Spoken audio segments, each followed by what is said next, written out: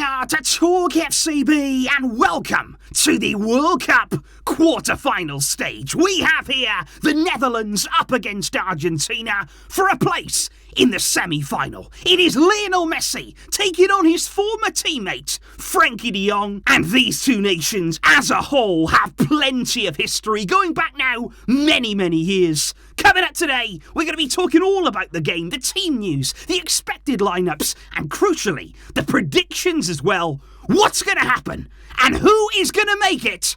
It's coming up for you. So get ready. And let's do it, because this World Cup quarter-final will be coming to us live on Friday night from the Lusail Stadium in Qatar there that has a capacity of 89,000 fans. And believe me, it's going to be full on Friday night, and the atmosphere is going to be electric. We saw Argentina play Mexico in this stadium, and it was one of the loudest occasions I have ever heard at a football match. And in this one, from what we've been hearing this week in the media, it's going to be even more Argentina-based. We are going to see here upwards of 50,000 Argentinian fans inside of the stadium. There's reportedly only just over 1,000 from the Netherlands. So this right here, it's an Argentina home game. There's no two ways about that here. They will have the crowd. And will they prove to be the 12th man on the night? The referee as well on this big occasion is none other than a man that Messi will know very well, all too familiar with Mattia Lahoz. He is going to be taking charge of this one, and those two have had their fair share of meetings over the years, and I'm sure Messi will have, well, not fond memories, but some memories of Lahoz. And speaking of memories indeed, this matchup right here is a direct repeat of the 2014 semi-final, of course, in Brazil. I think many of us remember the tension of that game, and we do have some survivors from it still playing today. Messi, of course, is going to be out there. Angel Di Maria as well on the side of Argentina. Daley Blind played in that game there at the World Cup in 2014, and Memphis was on the bench. He didn't get on in that one, but he was on the bench for the Netherlands. And of course, in that game, guys, there was nothing to separate the two teams. Over 120 minutes of football. It was a 0-0 scoreline. There was that famous tackle from Javier Mascherano on Ian Robben. And of course, in the end, Argentina going through on penalties. Vla and Robben missing for the Netherlands, and Argentina scoring all 4 of their spot kicks to secure their place in the final. And that led there to one of the most emotional, passionate celebrations I have ever seen from Messi. And just imagine here in this game, with everything on the line, with all that we've seen at this World Cup, if it went all the way again. We've seen penalties quite a few times over these past few days, and the tension, the emotion, it would be off the scale. And here's the thing, because honestly, guys, I wouldn't rule that out, because I think what we've seen actually in previous meetings between these two nations over many years and in many different stages of tournaments, it's always a tight matchup. When the Netherlands come up against Argentina, it is cagey. It can be cautious at times. There's been very few goals in these meetings, very small margins. And this time around, from what we've seen from both teams so far, it's going to be close again. Because when you are looking at the Netherlands at the World Cup so far, obviously they came through the group stage quite comfortably. They got off to a very solid win against Senegal. They did drop points there against Ecuador, but that was a solid point that they got in the end, and they beat Qatar with relative ease. They finished top of their group without any real problems, only conceding 1 goal as well. They have been very strong at the back. And of course, in the round of 16 there,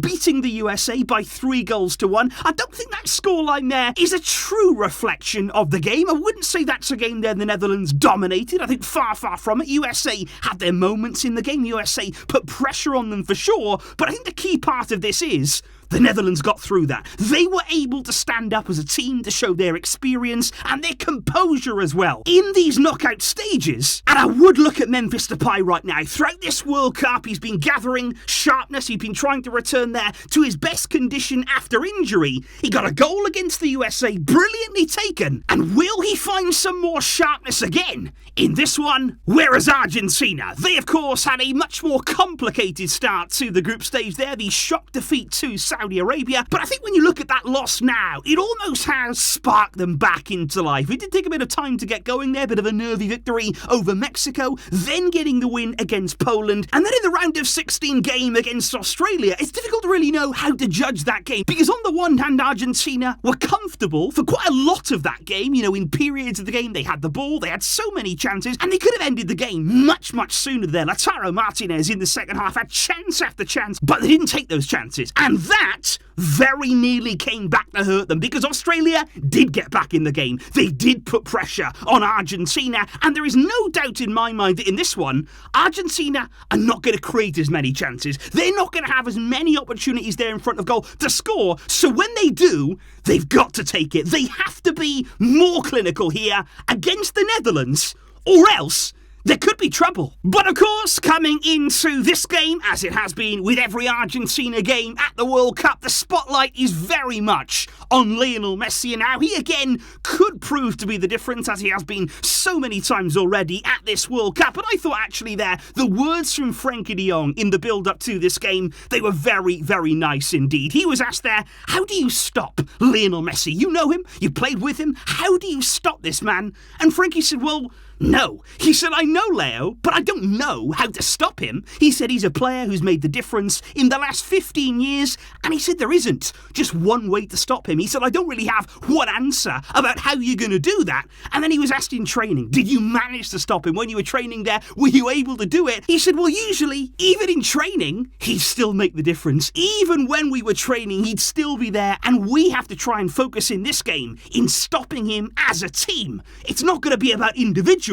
And speaking of that team indeed, if we now start to look at the team news, at the expected lineup, starting here with the Netherlands. Now in goal it's going to be Noppert, who I think has been really impressive right throughout this World Cup so far. He's been very, very solid between the sticks. And along the back line then, it is going to be again a back three or a back five from the Netherlands. Centre back is going to be Timber, Van Dijk and Ake. And like I say, that defence has been really, really solid. I think in there you've got a really good mix of pace, a lot of athleticism in that back line as well there. All of them are very good with the ball, and they've got experience as well. So the Netherlands well covered in that area. You've then got more experience there with Blind as the left wing back. Dumfries was outstanding against the USA. He was absolutely brilliant there as that right wing back, getting forward, causing problems, and a real outlet on that right side. But it's in midfield. That is an area that I think Argentina should be looking in this game to target when it comes to the Netherlands, because you've got Frenkie de Jong. Now he is outstanding. Yes, I might be biased, but I think he's a brilliant player, and I think he's been very good at the World Cup. But around him, I don't see much help. You know, you've got De Roon there, they've got Klaassen, but I don't think the Netherlands are able to control games, and I don't think they do enough there in midfield. And I think Argentina can definitely get at them in that area. But the two forwards, Memphis Depay and Cody Gakpo, they've got a lot of quality. They can be very clinical as well. We saw Memphis against the USA. We've seen Gakpo in the group stage absolutely outstanding in front of goal. Do not give them chances. Do not pass them opportunities in front of goal, because both of those, they can hurt you. But when you are looking at Argentina in this one, now on Wednesday, there was some concern there over Rodrigo de Paul because he trained separately from the rest of the group. There was some concerns that maybe he wouldn't be ready for this game, but I think he's going to be involved. I think there's no way at all I can see him missing out here. You are going to be ready, and I think he's going to be there in the lineup no matter what. So I think for Argentina, it's going to be Emi Martinez in goal. Made a massive save there in the last game, last seconds against Australia. Big, big save from him. In the full-back areas, we are likely to see Molina at right back and Acuna at left back, but it's a centre-back there where we might see a change in the lineup. I think Otamendi, he's going to start. He's a big, big favourite there of Lionel Scaloni, and he's been very solid at the World Cup so far, but I could see here Romero being replaced in the lineup with Lisandro Martinez. I think he's much more suited there. You know, Gakpo, Memphis, they're not aerial threats, are they? They're going to be movers. You're going to have to track them, and I also think Argentina need to focus on work with the ball in this game, and Lisandro ticks all the boxes right now, and the way that he's played in the opportunities that he had, he for me should start in this game. Midfield, like I say, is going to be absolutely key. I hope we see again Enzo Fernandez. He's been brilliant at this World Cup so far. McAllister, of course, has been an unsung hero as well, and Rodrigo de Paul, if he is fit, will hope to replicate the kind of quality that he was showing against Australia, and then in the front line. Of course, you've got Lionel Messi, and he's certainly going to have Julian Alvarez. He is locked down now, that role in the forward line, but will we see Di Maria return to the lineup? That's going to be really key for me if he's going to be ready. Obviously, in the last game, we saw Papu Gomez again. That didn't really seem to work out, didn't fit so well. I think they need Di Maria here, because this is the kind of game that you want him available and in your team. But I think it is going to be interesting. If Di Maria can't quite make it, if he isn't ready to start this game, I wouldn't at all rule out Scaloni going with the back three. Actually, they're matching up the Netherlands, sort of going toe-to-toe with them in the same sort of shape, because we also saw him try that in the game against Australia. It was almost as though he was trialling it to see how it was going to go ahead of maybe the next round, so keep an eye on that to see if Scaloni goes with three at the back. And with the two teams now considered and counted for, why don't we move on to the predictions? Why don't we talk about what is going to happen? What do we think is going to happen in this game? Because if you look here at my community section, I think it's safe to say Argentina are the favourites there. Lots of people believing Argentina are going to win this game by a slender margin. Some people believing that Argentina are going to win it more comfortably. There are a few as well, of course, on the side of the Netherlands. And honestly, guys, I think it's going to be a lot more close. I think it's going to be really, really small margins in this one. And my prediction is going to be, it's going to be low scoring. I think it's going to be possibly 0-0, possibly 1-1. I think it is going to go to extra time. I don't think this is going to be decided here in 90 minutes. And I genuinely believe, here and now, it's going to go to penalties. And if that happens, it is going to be crazy. It is going to be absolutely dramatic there until the end. And let's wait and see. Let me know what you think in the comments down below in terms of this matchup. Who's going to come out on top? Which players are going to make the difference on the night? And who is going to be celebrating at the final whistle, having secured their place in the semi-final? Let me know that down below, guys. Enjoy the game. These are moments that you live for at the World Cup. And of course, I will see you after the game for full reaction, a full breakdown of what we've seen.